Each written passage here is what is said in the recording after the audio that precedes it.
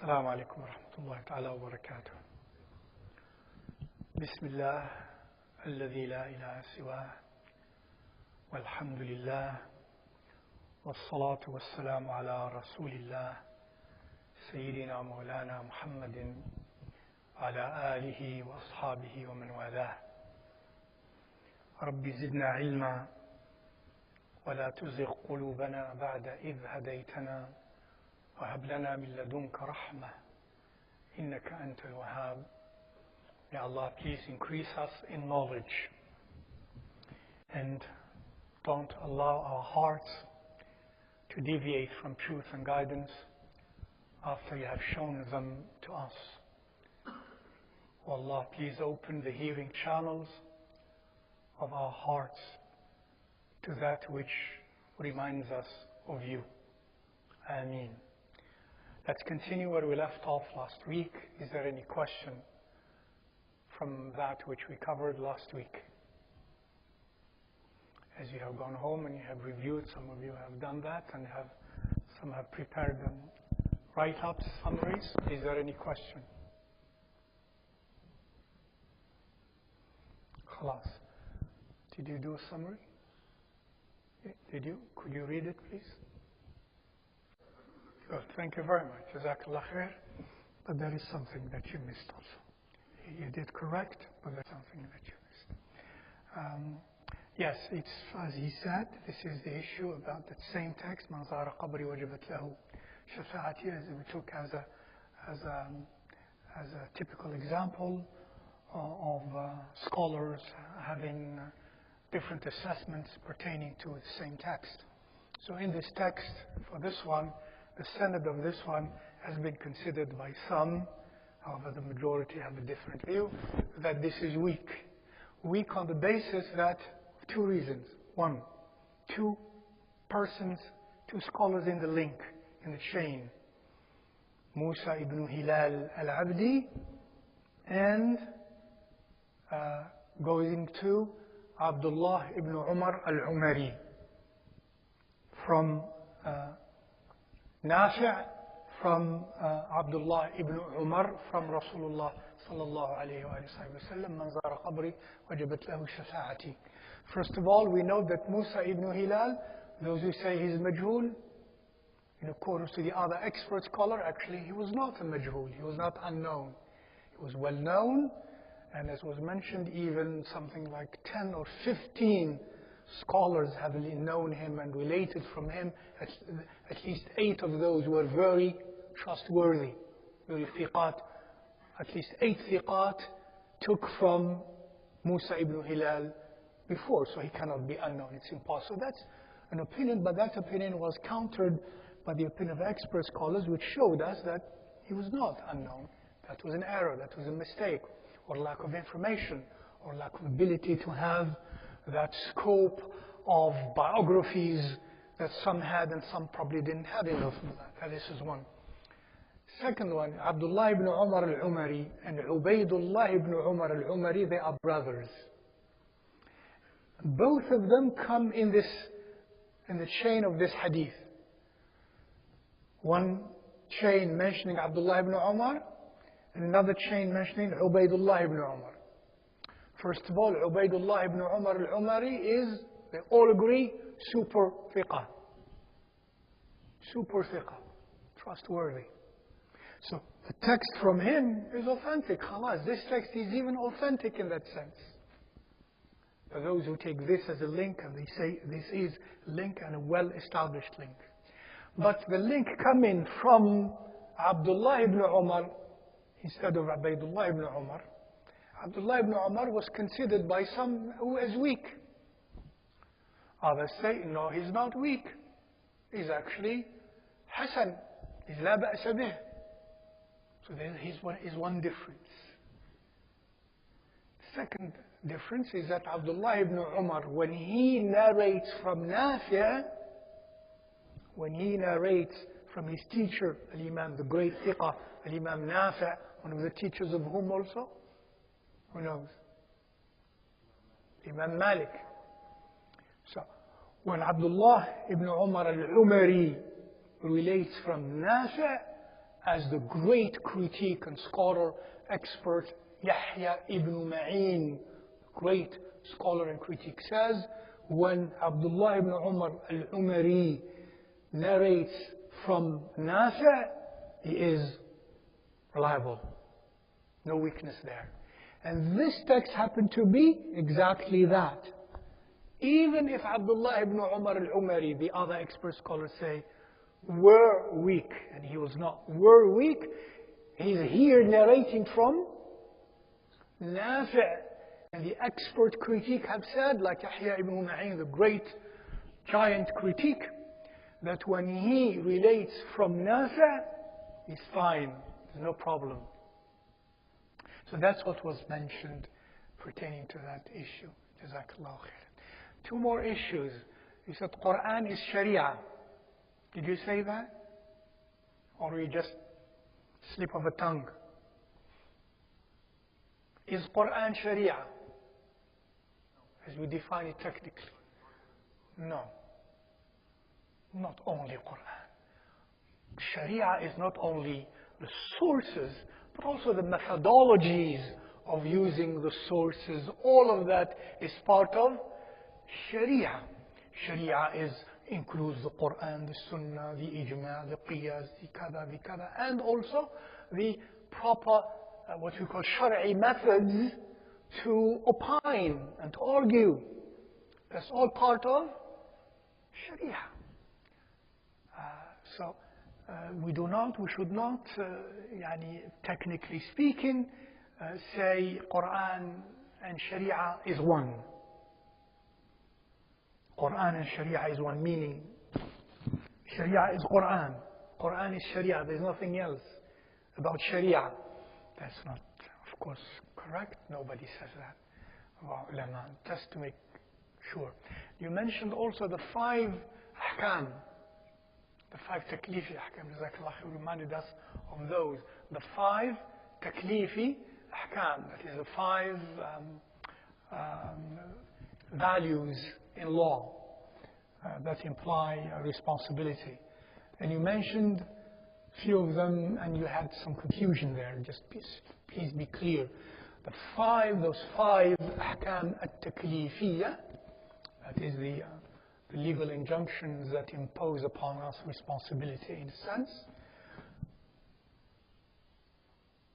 Start one, number 1. Fard, or called also wajib in accordance with Jumhur, though in Hanafi there is difference, this shade of difference. So wajib or fard and mustahab or mandub or sunnah, my beloved brother, is the same. In usul al-fiqh, it's the same. In usul al-fiqh we say generally sunnah, mandub, mustahab, all of that is the same. There is no difference. But in some schools of thought there are shades of differences only, but they're in the same categorization. It's that which if you do, you are rewarded. If you don't do, you're not punished. That's the mustahab, that's the mandub, that's the sunnah, that's the nafila. It has all these names. Right? So, wajib, mandub, or mustahab, or sunnah, or it's all one. Because wajib, if you don't do that, you are punished. And if you do it, you are rewarded. And the mustahab is not like that, or the mandub, or the nafila, or the sunnah. If you do it, you're rewarded. If you don't do it, you're not punished. Thirdly, let's leave mubah at the end. So those are closer to these. We spoke of wajib and mustahab. Now the next logical thing, haram. Haram, and next logical thing, makruh. If you have a juxtaposition of the two, wajib is haram, mustahab, makruh, and then mubah comes in the middle. It's neither of these. So haram is that if we do, we are punished. And if we don't do, we are rewarded. Why the makruh is if we don't do, we are rewarded. If we do, we are not punished. That's makruh. If we don't do, we're rewarded. And if we do, we're not punished. And then finally, the one that has the mubah. The mubah would be simply halal in the technical sense of mubah, the permissible or the lawful in the technical sense, which has no, inherently by itself, it has no value of reward or punishment. Unless, and that's not part of the technical definition of it, but unless a niyyah is associated with it, good or evil. If I do something mubah but with an evil niyyah, now that becomes like haram or makruh. If I do mubah with a beautiful niyyah, that becomes like almost wajib or rewarded, like wajib or mustahab at least. Right? So those are the 5 values. We repeat again, the wajib, the mustahab, wajib and fard are the same thing, technically speaking. When it comes to these definitions, they are the same. Wajib and fard are the same, pertaining to how they are defined. Fard or wajib are both. If we do, we're rewarded. If we don't do, we are punished. So, fard or wajib, English, obligatory. Second one, mustahab, mandub, sunnah, recommended, in other words, liked. If, again, we do, we're rewarded. If we don't do, we're not punished. And then the other extreme is the prohibited one, the haram. And then the next one, the makruh, reprehensible. And then the one all the way in the middle, that is the mubah. Otherwise, jazakallahu ta'ala khair. Do you have any question? These days, let me begin by a spiritual envelope. As we say, these are the days of the month of Rabi' al-Awwal. I think everyone here knows or should know that Rabi' al-Awwal is a special month. Why special? As far as we know historically, Rasulullah sallallahu alayhi wa sallam was born in this month. He was brought into this world. His reality was brought into this world. He was created into this world in the way he was experienced, body and soul, come into this world in this month, the month of Rabi' al-Awwal. And that makes it special. Why? Because Rasulullah sallallahu alayhi wa sallam is special. Every Nabi is special. Every Wali is special. Every mu'min is special. Every angel is special. But there are levels of specialness. Rasulullah sallallahu alayhi wa sallam's specialness is not the specialness of anyone else. Very special. Most beloved to Allah Azza wa Jal. Habibullah. That's special. And during this, alhamdulillah, month, we remind ourselves of things we have perhaps seen before or we have not, but we do remind ourselves and do remember him sallallahu alaihi wasallam in ways that hopefully help us appreciate him more, and in the hope that Allah change our hearts so that we can grasp the beauty associated with him sallallahu alaihi wasallam and to develop earnest, lasting love for him and obedience sallallahu alayhi wa alihi wasallam.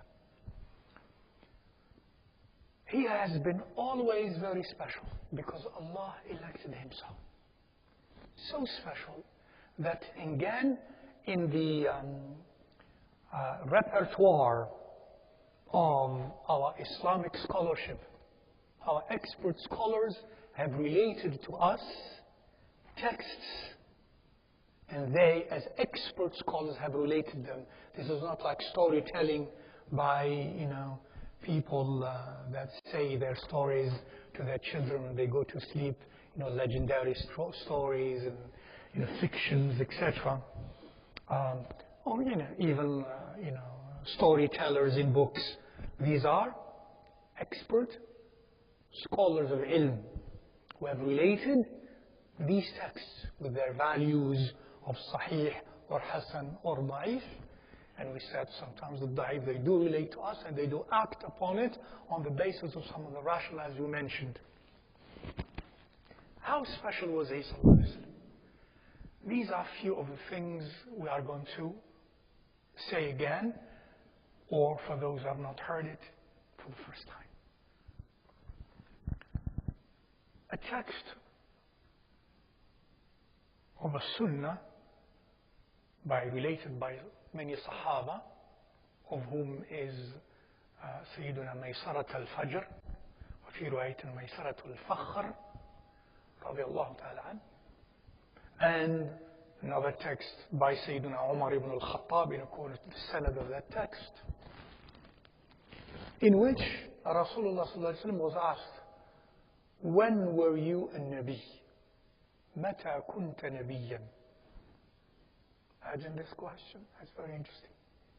متى كنت نبيا?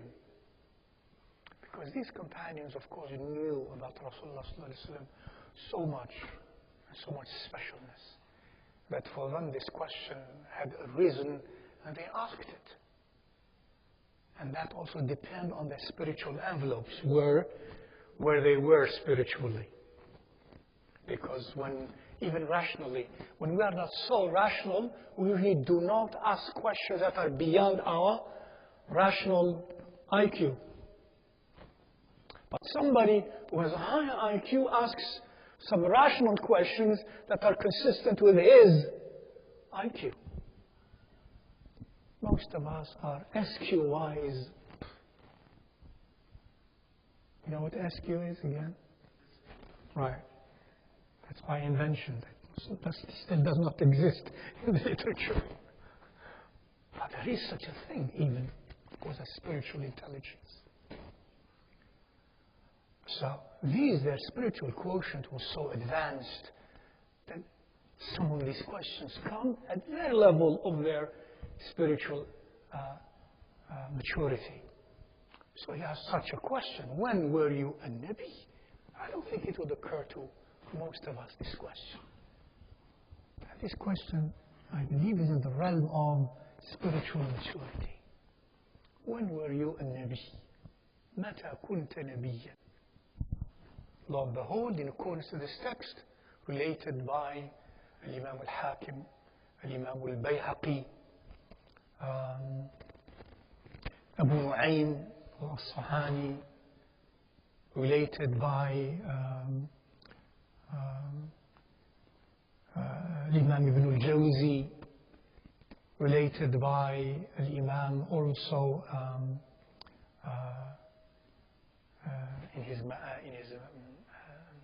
Imla'at, Abu Bishran, Ibn Bishran, Abu al-Hussein ibn Bishran, related by Ibn Taymiyyah, whom he reports that as a text which he has used in his argument positively, and many others.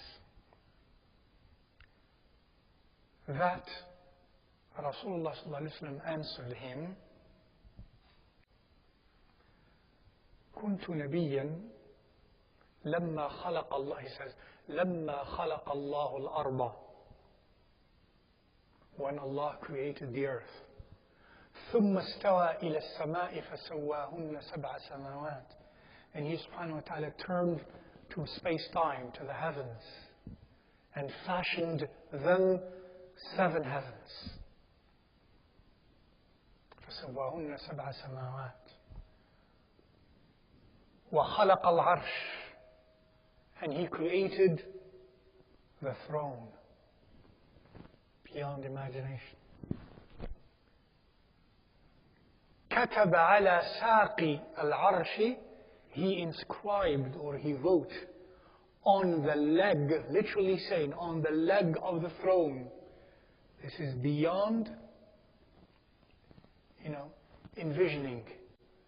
It's beyond the dimensions as we know them. But these are the words used. He wrote on the saq of the throne, He wrote Muhammadun Rasulullah wa Khatam الأنبياء. Muhammad, the messenger of Allah, and the seal of all the Anbiyā, or loosely translated prophets.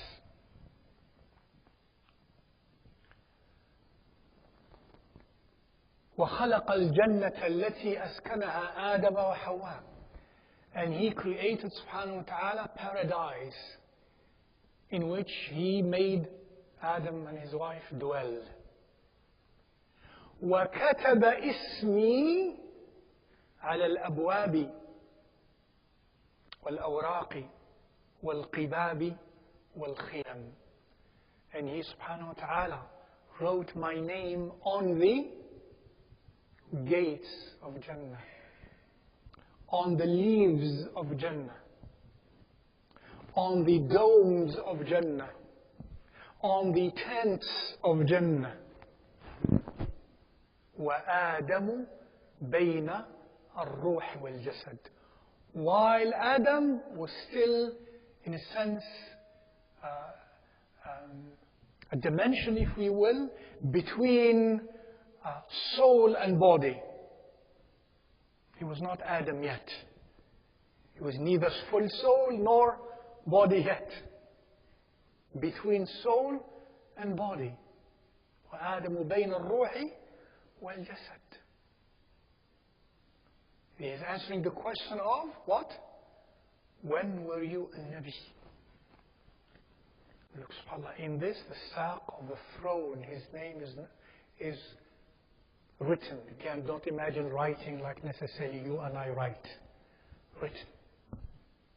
And the beings that were created then, probably malaika, if already there, had known that.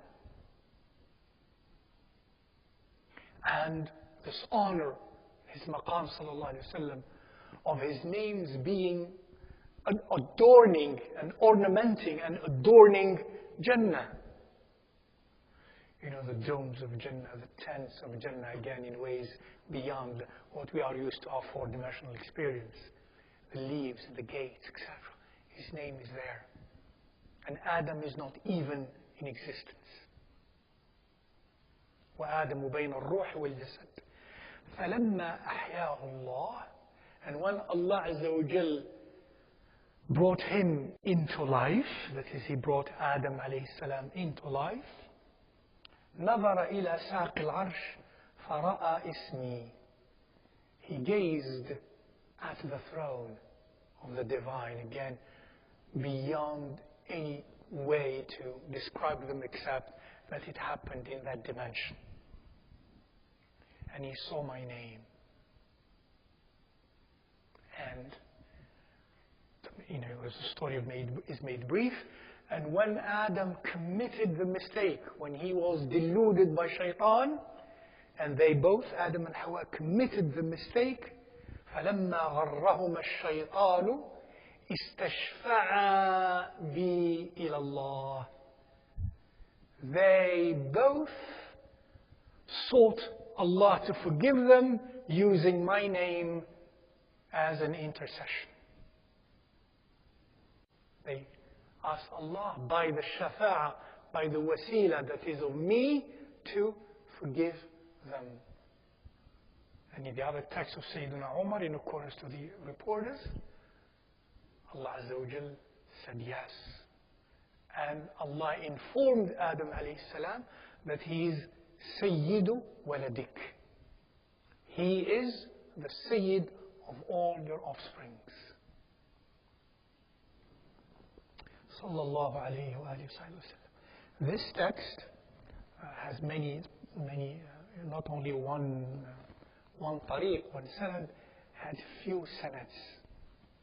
And one of them at least, which Ibn Taymiyyah even mentions in his Fatawi as a corroborating evidence to this meaning of the specialness of Rasulullah sallallahu alaihi wasallam. And he mentions that text, and he says this corroborates the other text, which simply says when Adam was between soul and body. Because there is one text of Sayyidina Maysara, the same companion who related this longer hadith.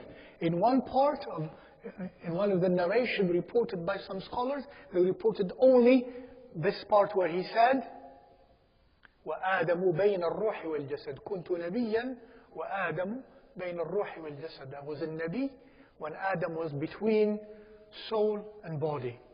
This other narration mentions, by the same companion, but with a different chain of narration, it mentions all these details. And one of that chain of narration, the one, for example, that Ibn al-Jawzi in his Al-Wafa bi-Ahwal al-Mustafa mentions, which also Al-Imam al-Hafiz in his Amali, Al-Imam Ibn Bishran relates. In this sanad, the sanad is really strong. As many expert ulama have said, and I humbly had looked at that for a long time in that sanad, and I can see, and I could see, alhamdulillah, almost very clearly that those scholars, expert scholars who said this is a strong sanad, they were indeed right. And Ibn Taymiyyah mentions that with that sanad. And he mentions this text.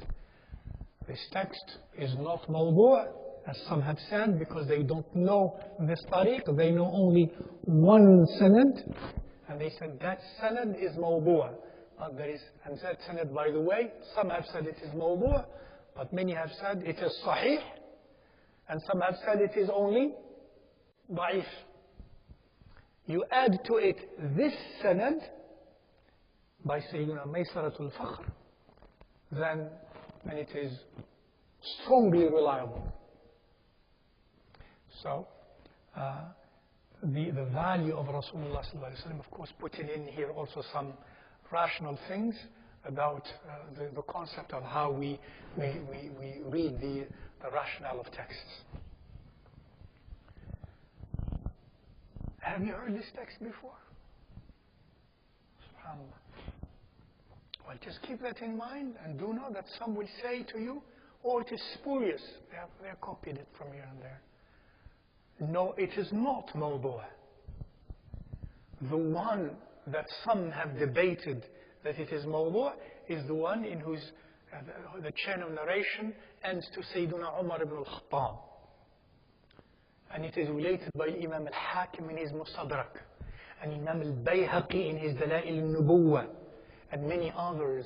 And by the way, Imam al-Hakim, great critic of hadith, of course, also said this is sahih. But Imam al-Zahabi, rahimahullah ta'ala, later, centuries later, he says, no, this is mawdu'. Imagine this. From there to there. And Imam al-Hakim was much before. He lived in the 5th century Hijri. He was actually one of the great teachers of Imam al-Bayhaqi.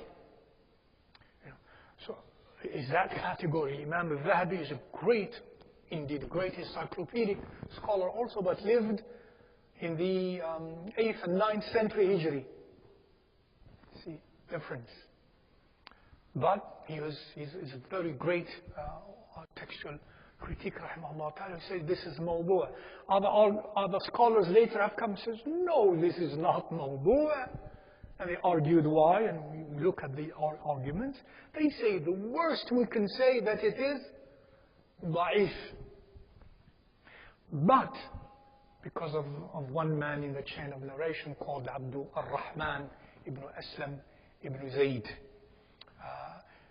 that there is a lot of things about him. And when I personally looked at that and what the expert critique says overall, that definitely we cannot say the text is mawdu'. But the least we can say about it that it is da'if.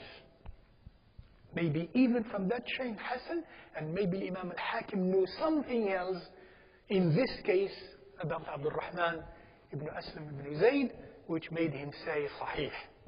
And that's one of the famous critiques of textual of hadith. The point is, some other scholars have come and says it is neither sahih nor mawdu', it is only weak. And some say, and with the support of these texts, others, definitely the content of the text is strong and reliable. Especially with the text that I shared with you, which is at least strongly Hasan, if not Sahih. Strongly Hasan, at least I say strongly Hasan, if not Sahih. This text by Sayyiduna Maysarata al-Fakhr, in which all of this was said. That is the status of Rasulullah sallallahu alayhi wa sallam. وَمَا ذَلِكَ عَلَى اللَّهِ بِعَزِيزٍ. Is there anything unusual or illogical about this? Or irrational? Or impossible? Or contradictory to something well established in our Sharia? Munkar? There isn't. And we don't make up knowledge, religious knowledge. We receive it. Even if we're not used to it, even if it doesn't fit our personality, it doesn't matter. When it is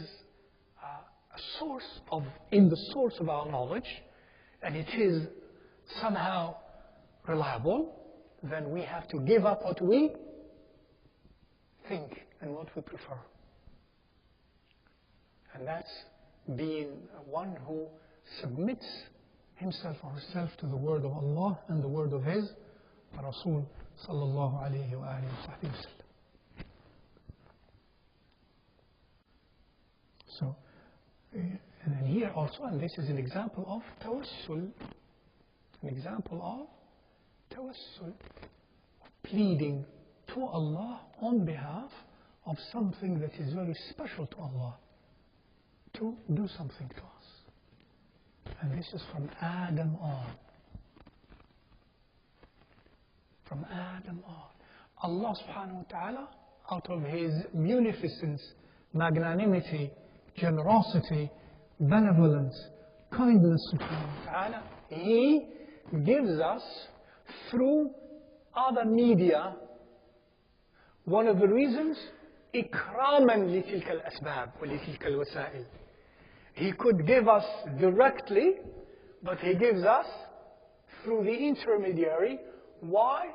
Of the wisdom that the expert scholars have mentioned, and which we can grasp, is to ennoble and to honor His special means. He could have taught us the Quran, all of us, each one of us, directly. But He honored His Nabi sallallahu alayhi wa sallam to be the intermediary and the means from Him to us. إكراما لنبيه صلى الله عليه وسلم.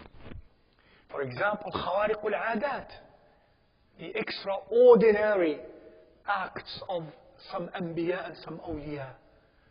Allah Azza wa Jal does that for us to receive a message through this extraordinary means to ennoble and to honor His servants.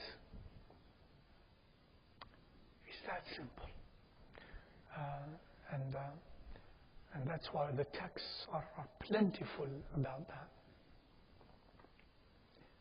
Another specialness of His sallallahu alayhi wa sallam in terms of even before He came into this world.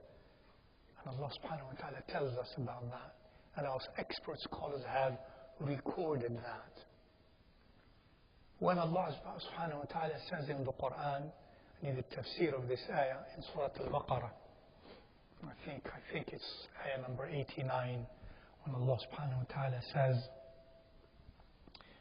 وَلَمَّا جَاءَهُمْ كِتَابٌ مِّنْ عِنْدِ اللَّهِ مُصَدِّقٌ لِمَا مَعَهُمْ وَكَانُوا مِنْ قَبْلُ يَسْتَفْتِحُونَ عَلَى الَّذِينَ كَفَرُوا فَلَمَّا جَاءَهُمْ مَا عَرَفُوا كَفَرُوا بِهِ فَلَعْنَةُ اللَّهِ عَلَى الْكَافِرِينَ.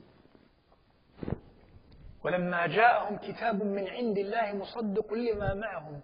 When a scripture or a book from Allah came to them, confirming that which they have with them, that is of other scriptures. وَكَانُوا مِنْ قَبْلُ. When this came to them, that when Rasulullah sallallahu alaihi wasallam came to them with the Quran, and he's addressing here a community, a Jewish community, وكانوا من قبل يستفتحون على الذين كفروا. And that before they used to, and the verb here is يستفتحون, in their relationship with the polytheists of Arabia, because the Jewish community was a believing community in some oneness of Allah subhanahu wa ta'ala. And Sayyidina Musa alayhi salam was one of the great Rusul of Allah subhanahu wa ta'ala. Allah gave him the Torah, etc. And Sayyidina Musa alayhi salam and Sayyidina Isa, as we know, they all have, as Allah had informed us also, they all had foretold the coming of the last prophet, the prophet, the promised prophet. They were waiting for that, and they knew that. They had his signs. Before he came, when they had conflicts with the polytheists of Arabia, like the tribes of Ghatafan, and they warred against each other, the Jewish Mosaic community, monotheistic Mosaic community, they would implore Allah subhanahu wa ta'ala to help them, to give them victory. That's يستفتحون. وكانوا من قبل يستفتحون. يستفتحون in the Arabic language means what? Seeking فتح. طلب الفتح. استفتح طلب as فتح.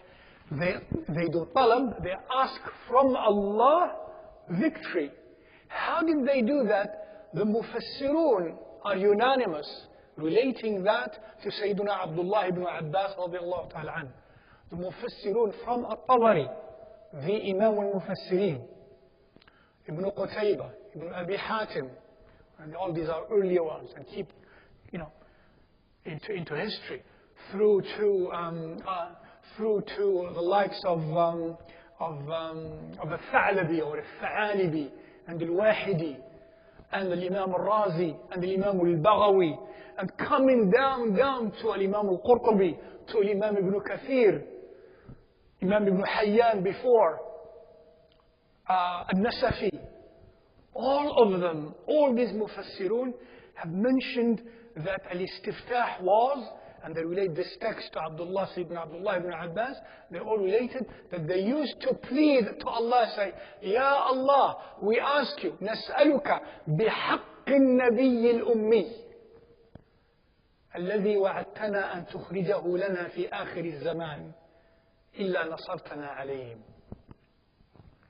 They used to plead to Allah, praying to Allah through the wasila of Rasulullah yet to come. So they used to say, we ask you, Ya Allah, by the Prophet of Arabia, the Prophet that you have promised us to come in the latter days. We ask you by the Nabi that you promised us to bring to us in the latter days, to give us victory, or to give us victory over them. فَيُنصَرُونَ يَنصُرُهُمُ اللَّهُ, and Allah gives them victory. This is in the records for the past, as far as I know, as verified at least for the past 12 or 13 centuries of records. From Imam At-Tabari, who lived in the 3rd century, in the early 4th century, 200 and something until 300 something, early 300 Hijri, and relating from him, relating to Sayyidina Abdullah ibn Abbas, and others who said this. Subhanallah. Fadlu Rasulillah sallallahu alayhi wa sallam. The merit and the virtue of Rasulullah sallallahu alayhi wa sallam, who he was, sallallahu alayhi wa alihi wa sahbihi wa sallam. كانوا يستفتحون بالنبي صلى الله عليه وسلم. And yet, when he actually came into this world, many of them denied him. فلما جاءهم ما عرفوا, when came to them that which they knew and they were expecting, they denied him. كفروا.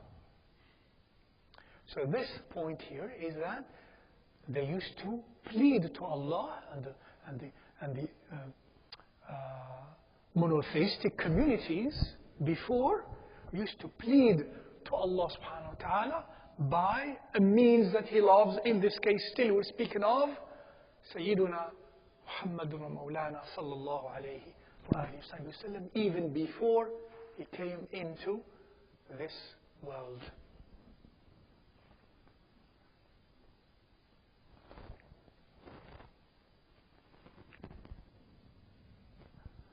Some of you know, and I'm going to run, not running, but run in time, because time is running here, and then we continue next time, inshallah ta'ala. Something run into time and come to the end of times, to Resurrection Day. To Resurrection Day. And on Resurrection Day, something momentous happens. Beyond the description again of fear. When Allah subhanahu wa ta'ala resurrects all beings and all human beings and the angels and the shayateen and the jinns and the animals and everything is resurrected. And it is so incredible and so powerful that the fear is incredible. And the fear even is unsurmountable because of that condition. And first thing, all what they want is that God begins the process of judgment. This is even before judging. That He begins the process of judgment. And Allah is fa'alun lima yurid. Does what He wills. And that's the dimension of the qudra of Allah, of the power of Allah Azza wa Jal. No one owns anything. No one owns and has or controls anything. So that all creatures then, those who refuse to know now, they will know then there is no power, there is no will, there is no safety, there is no control, there is no sovereignty. There is no kingdom, there is no possession, there is nothing except with Allah and by Allah. And that is felt by the even messengers and prophets of Allah, by the angels, overridden, overtaken by the momentous fear and momentous condition of that reality. So what do? Nobody dares, no one, no angel, no prophet, no messenger dares to do what? And that's Rasulullah tells us that in Sahih al-Bukhari and Muslim and others. No one dares. And it is Qiyamah. And the truth is manifest. God is one. He is the only one who knows and who owns. Subhanahu wa ta'ala. But in that hal, Allah has willed that hal to be. No one dares to approach the divine. Approach again is in inverted commas. No one dares to ask the divine directly. It's beyond comprehension. So what do? Wasila. They first go to their first choice, Adam alayhi salam. You are our father, the first man. You, the elect of Allah Azza wa Jal, to be the father of humanity. You. In one of the texts it teaches, يَسْتَغِيثُونَ بِآدَمَ. They seek rescue, they seek ghawth and ghiyath with Sayyiduna Adam alayhi salam. Help us. Do something. In other words, do what? What can you do? Do, in other words, from Tawheed concept, do what you can do. What Allah would allow you to do. What can you do? Do what you can do.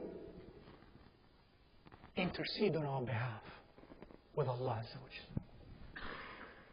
He says no. He's overwhelmed by reverence and veneration and fear. I cannot. I have sinned. Ya Satir.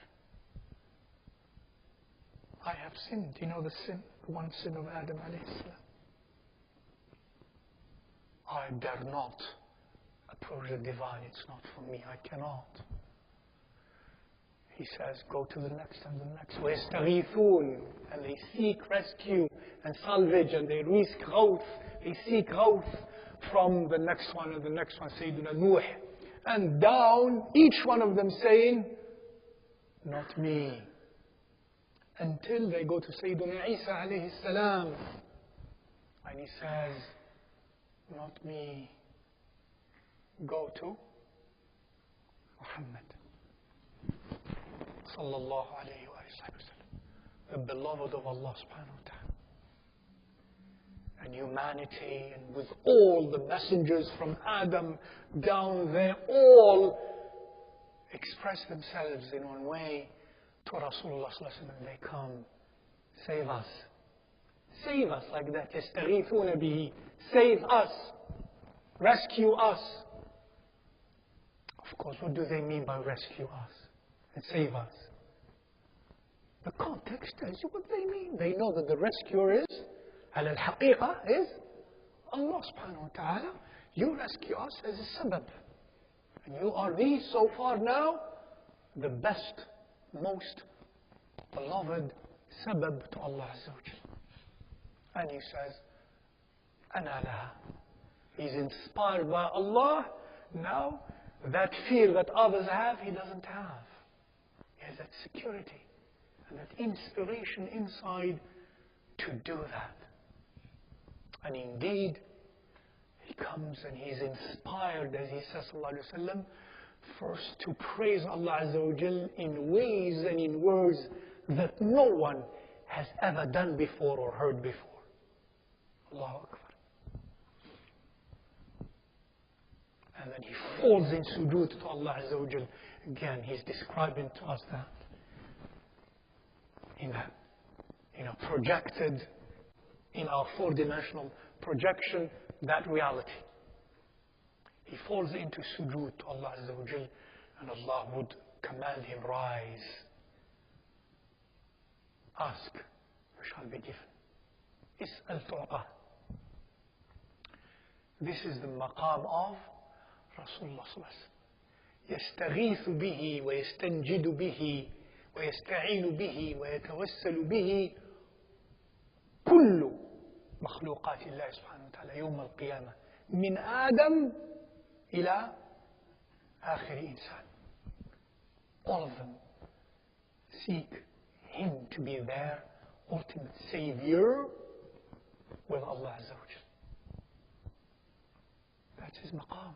This is called al-maqam al-mahmud, that Allah speaks about in the Quran and that Rasulullah speaks to us in the Sunnah. وَبَعَثَ اللَّهُمَّ مَقَامًا مَحْمُودًا الَّذِي وَعَدْتَهِ إِنَّكَ لَا تُخْلِفُ الْمِيعَادِ. That's Rasulullah sallallahu alayhi wa sallam. The more we know of him, the more we would naturally tend to venerate him and love him as the most beloved of Allah Azza wa Jal, as our means to Allah subhanahu wa ta'ala. And then in between in his life, as he came into this world, and he lived into this world, and he died, and where he is in his existence in the life of the barzakh now, there is still a lot to be said about our relationship with him, and that relationship still exists. That we have with Rasulullah sallallahu alaihi wasallam even after he died, in accordance to the texts in the Quran and the texts in the Sunnah of Rasulullah sallallahu alaihi wasallam, as elaborated upon by our expert scholars rahimahumullah ta'ala throughout the history of 14 centuries now, up to now, of scholarship, especially the earliest scholarship of our predecessors, rahimahumullah ta'ala, wa radiyallahu ta'ala anil jami'ah. A man, and we'll conclude with this.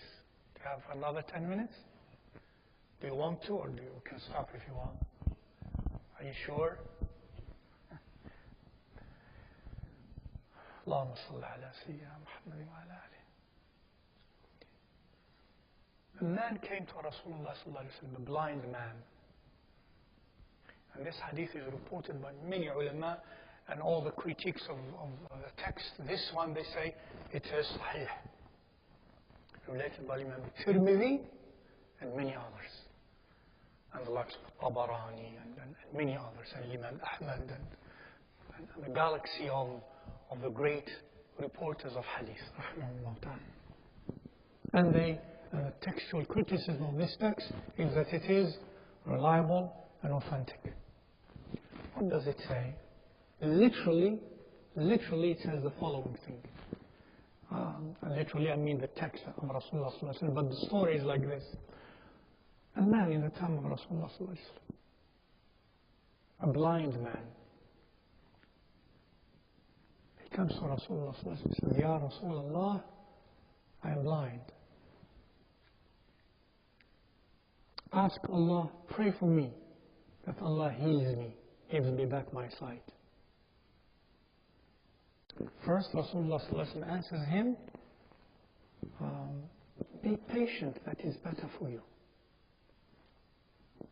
So he told him something even better than what he requested. He says, اسمى وخلق.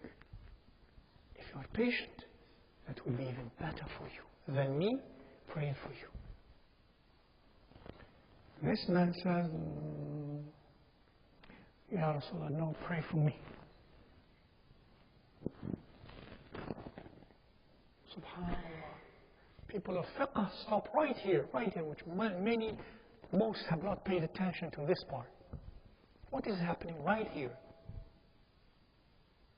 What is happening right here?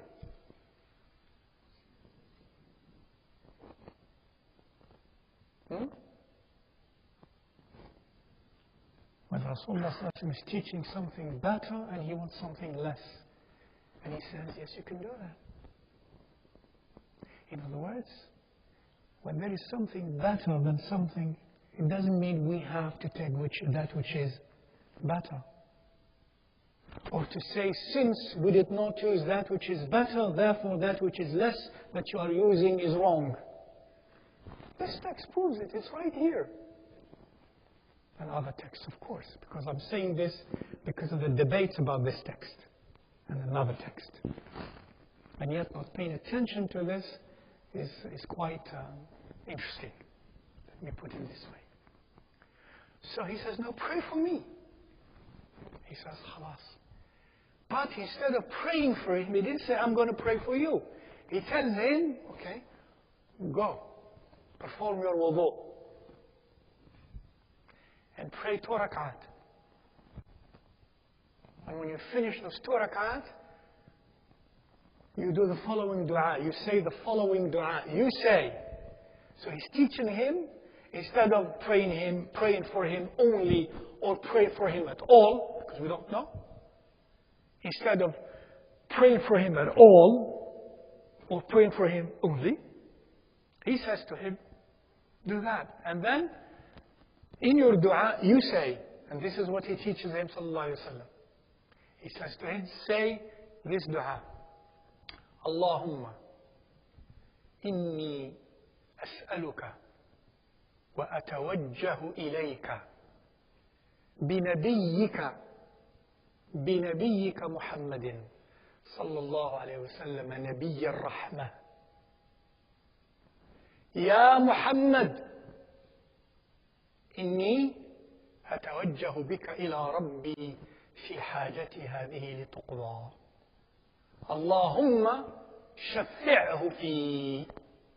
وفي رواية اللهم شفعه في وشفعني في نفسي.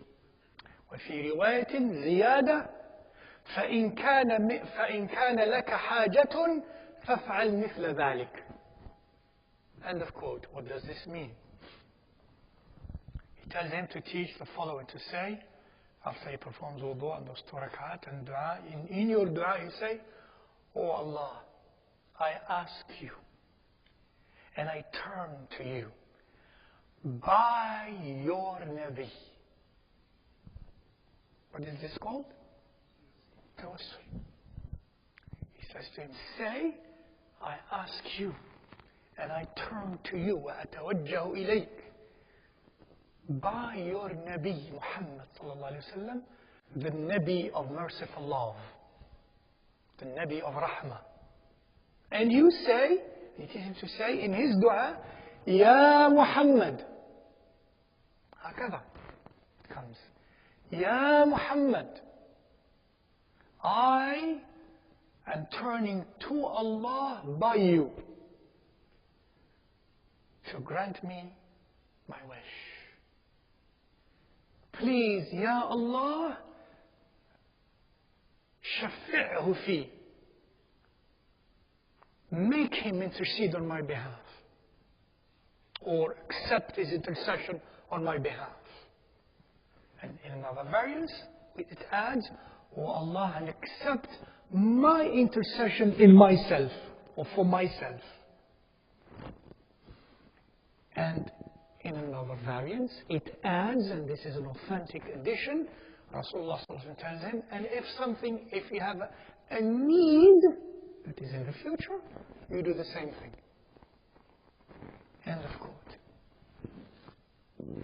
And then the text continues, soon thereafter, shortly thereafter, that is, the companion who was relating this hadith, Sayyidina Uthman ibn Hunayf, he said, the man comes back as though he had never been blind before.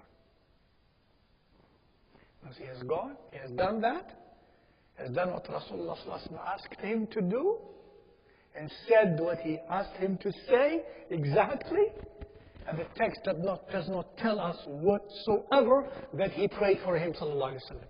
Maybe he did, but we don't know. The text does not say that.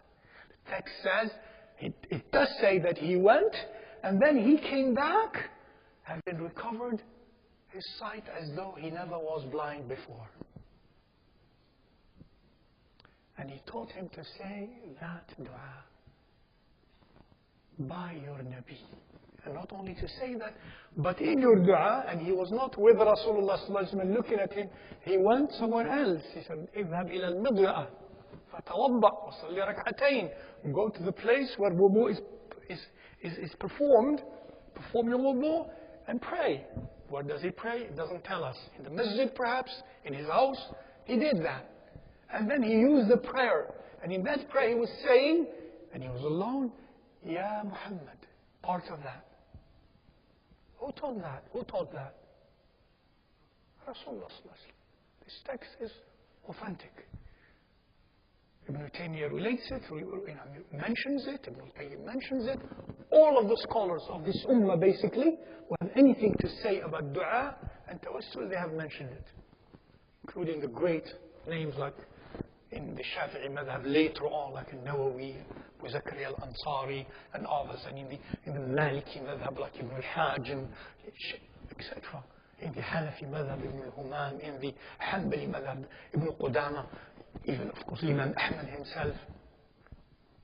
All of them. Well, first of all, this is about the status of Rasulullah and about our relationship with Rasulullah as our wasila. And this was the practice of the Islamic Ummah communities from that time on uninterruptedly. All the scholars of before, in all the 4 schools of thought, have always said it is highly recommended and mustahab. Part of our dua, there are many ways to do dua, is to do dua with tawassul to Allah by Rasulullah sallallahu alayhi wa sallam. Al-Imam Ahmad ibn Hanbal rahimahullah ta'ala, Imam Ahl Sunnah wal Jama'ah, in his mansak, that is in the fiqh of performing the rites of Hajj, that he taught his great student Al-Marwazi, in which he tells him, when you go to the qabr of Rasulullah sallallahu alayhi wa sallam, you raise your hands and you implore Allah subhanahu wa ta'ala in your dua by Rasulullah sallallahu alayhi wa sallam. And he himself did it, and he taught it to his brightest of students like Al-Imam Shaykh Al-Marwazi, or Al-Marruzi, or Al-Marwazi. And so was the practice. And the practice of being joyful and happy on the occasion of the birth of Rasulullah sallallahu alaihi wasallam is, in a sense, and has been almost unanimous. And we have the great minds and the most beautiful, transparent souls who have taught that and have practiced that, alhamdulillah. Even before the practice was at a national public level, done around the 6th or 7th century Hijri in Sham by a righteous ruler, not as some say, a wicked ruler. They have confused him with someone else. And you have the great names of approving of this and of looking at it as mustahab. The names from the likes of Ibn al-Jazari, like Ibn al-Jawzi, like Abu Shama, like Ibn Hajar, like Ibn al-Asqalani and al-Qastalani, like al-Nawawi, like al-Suyuti, like al-Shawkani, Ibn al-Hajj al-Maliki. All of these, and these are huffaz and great scholars, rahimahullah ta'ala, huffaz of hadith and fuqaha, rahimahullah ta'ala, who have all highly recommended and approved of the practice of being happy and being joyful and celebrating the birth of Rasulullah sallallahu alaihi wasallam. Of course, in ways that are proper, not to introduce anything that is, wal-iyadhu billah, haram or makruh, or as some would do perhaps, out of ignorance and out of foolishness, as some now, unfortunately, they celebrate religious occasions by getting drunk. Ya Latif. And by dancing and by loud things and by... Now, alhamdulillah, when we say celebrate, we mean that spiritual joy, accompanied with, qira'at al-Quran, salah al-Nabi, remembering his story and his specialness like we are doing here. Alhamdulillah, and inviting each other to eat and to feed the needy and the poor and the guests and to be happy and to try to live some of the values that he sallallahu alayhi wa sallam has lived to communicate, to do it in that noble way. In this noble way, there should be nothing in the Shara, in the axioms of the Sharia, or in the principles of the Sharia, be they the Quran or the Sunnah, or the other sources of Sharia and the methodologies of Sharia. None of that indicates anything that it is haram or makruh. To do that, though some nowadays and some before have mentioned that it is makruh or that it is bid'ah. And they have certain arguments. But those arguments, as they have been looked at by other expert scholars, such as these names that I have mentioned, those arguments become,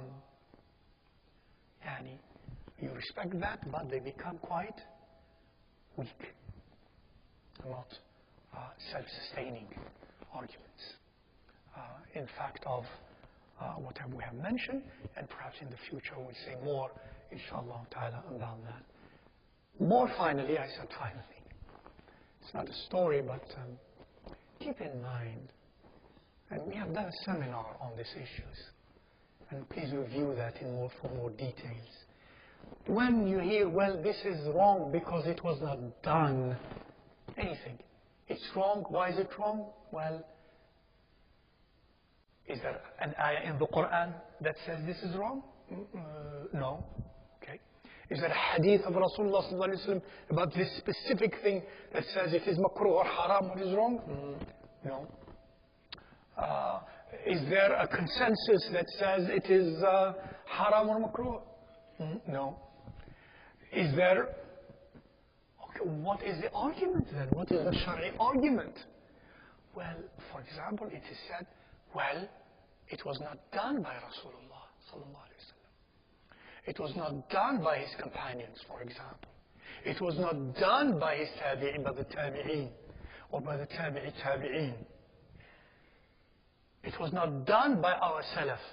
Therefore, it must be wrong. Alhamdulillah, this is a nice way to think, which shows, alhamdulillah, reverence and veneration for our predecessors and our early sources of knowledge. But when we go and do just that, go to our early sources of knowledge in terms of what is logical in Sharia and what is not, you'll find that our predecessors, of whom they have said, like when I say predecessors in this case, I mean like Imam Shafi'i, Imam Ahmad, Abu Hanifa, and later on in this galaxy of scholars until coming to, Imam al-Nawawi, and coming to Imam Ibn al-Hajj al-Maliki, and coming to Ibn al-Humam, and coming to Ibn Qudama, earlier even. Those we find that the fact that something was not done by Rasulullah sallallahu alaihi wasallam, for example, or by our salaf, when there is no text or rule that says this is wrong or haram, you understand? When there is no such a thing, and there is no Shari'i standard or norm that makes it apparently wrong, then the fact that they didn't do it is not proof or evidence that it is haram to do, or even makruh to do. And this is the issue of abstinence from something. That Rasulullah has abstained from doing something without having said, don't do it, for example. He just didn't do it. And especially, they say, when there are general principles that make this specific thing actually, under the light of the general principle, it makes it good and likable. Then the fact that they didn't do it is not evidence not to do it, logically speaking. If you didn't do something, what could it mean? It could mean many things. It does not necessarily mean that you hate it, is it? If you don't do something. Right or wrong, logically speaking, in life. Anyone. If I'm not doing something, it doesn't mean I hate it.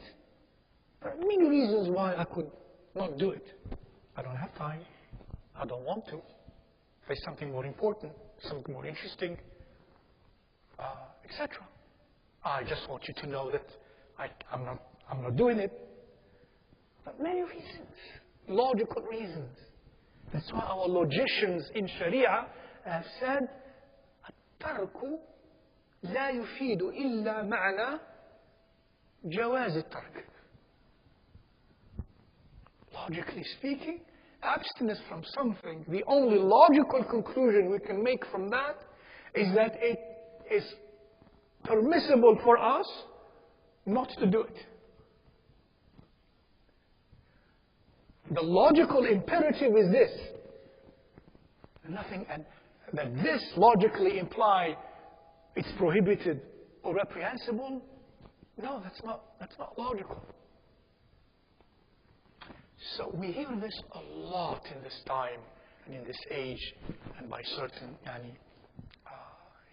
ways of learning, to the extent that it has become for some the only existing knowledge, because we don't know something else.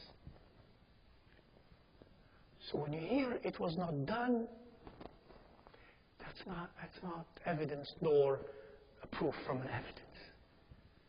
But something is not done, it simply means if Rasulullah didn't do it without telling us you don't do it, for example, or without there being any other Shari'i indicator to say don't do that, the only thing we can conclude is we also may not do it.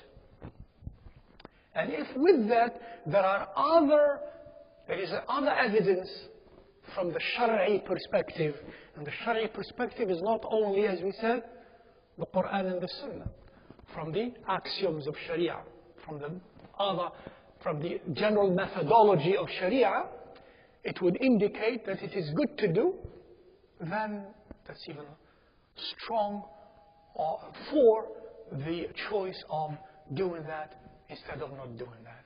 And on top of that, we have plenty of precedents. Plenty of precedents. We have mentioned many examples in our seminar. Please, if you want to review that, do that. There are plenty of precedents in the time of Rasulullah, in the time of the companions, in the time of the Tabi'een, and beyond that, about things that Rasulullah did not do. And they were done in his time. And then he realized that, and he approved of that. He didn't say, you knew I didn't do that. Why did you do that? Because not doing does not imply you don't do. And that's what it is also teaching us. On the contrary, in many of these, he approved of that. And by the way, not only in matters of mu'amalat and adat, but in matters of ibadat. In matters of ibadat, because you're going to hear and read in famous books, contemporary. You're going to read that in ibadat, we cannot do anything that was not done. That's absolutely in the way they put it is wrong. It has a way by which it is true, but not the way they mean it, that we cannot bring anything new in ibadah. We, meaning the expert scholars. Yes, they cannot do that unless there is a Shari'i argument. The Shari'i argument is wide, that warrants that justifies that. So, and there are tons of precedents in the time of Rasulullah, and then when he passed away, in the time of the Sahaba, and then when the generation of the Sahaba passed away, the time of the Tabi'een, and so on, where things in ibadat and in mu'amalat were introduced on the basis of Shari'i, viable, justifying arguments in the lives of Muslims, when those did not exist in the time of Rasulullah and those who preceded us. So that's proof, evidence and proofs of somehow that the argument was not done before. That should not hold the grounds when it comes to critical scholarship. And therefore, for that reason and many more reasons, alhamdulillah, to do something new, even if it was not done before, as long as there is nothing in the Sharia that says you don't do that explicitly, and especially when there are even general principles that seem to approve of this specific behavior. Inshallah ta'ala, there should be no harm in that. And of that is the celebration of the Mawlid of Rasulullah sallallahu alayhi wa sallam, with the condition that we don't do anything that the Sharia prohibits in terms of activity that are outside of what Allah subhanahu wa ta'ala has permitted. When people would do وَالْعِيَاذْ بِاللَّهِ فِسْقًا and haram and lie, or do gamble or drink or وَالْعِيَاذْ بِاللَّهِ, of course that goes without saying. That has nothing to do with Mawlid. Those things are wrong by themselves. Even if you are in Salah, and in your Salah you're drinking, you can do that. Even if you are in dhikr of Allah Azza wa Jal, and you know you're in dhikr of Allah Azza wa Jal, but you're a liar. You're in dhikr, but you're telling lies while in dhikr. That doesn't make dhikr haram. That doesn't make salah haram. In the way you're doing it, what makes it haram? Not the original activity itself. There is a lot that can be said. Hafizakumullah. May Allah reward you for your patience, inshallah ta'ala. If you have any questions, write them down. Give them to me whenever you can, inshallah ta'ala. And we can try to answer those. وصلى الله وسلم وبارك على سيدنا مولانا محمد وعلى آله وأصحابه أجمعين ولا حول ولا قوة إلا بالله العلي العظيم. سبحانك اللهم وبحمدك أشهد أن لا إله إلا أنت أستغفرك وأتوب إليك.